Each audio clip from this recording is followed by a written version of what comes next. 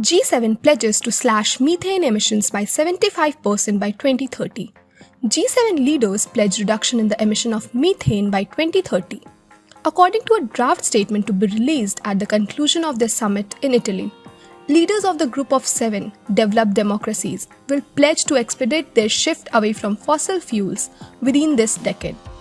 The document includes a pledge to phase out existing unabated coal power generation in our energy systems during the first half of the 2030s, as agreed by the G7 energy ministers in April. As the COP29 United Nations Climate Conference approaches in November, leaders from the United States, Canada, Japan, Germany, France, Britain, and Italy announced they will present more ambitious national climate plans, according to the draft statement. A document at the end of the summit would be released highlighting the pledge.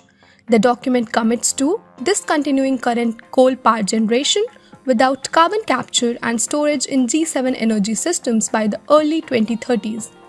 Following an agreement by G7 energy ministers in April, we will transition away from fossil fuels in energy systems in a just, orderly, and equitable manner, accelerating actions in this critical decade to achieve net zero by 2050 in keeping with the best available science, said the G7 draft. The document pledges a joint effort to cut methane emissions from fossil fuels, including oil and gas operations, by 75% by 2030. The G7 summit is taking place from June 13 to 15, 2024 in Fasano, Apulia, Italy, with leaders from Canada, France, Germany, Italy, Japan, the UK and the US, as well as representatives from European Union nations. The G20 summit was hosted by India in New Delhi last September. Prime Minister Narendra Modi emphasized he was looking forward to engaging in productive discussions with world leaders at the G7 summit on Friday to address global challenges and foster international cooperation for a brighter future.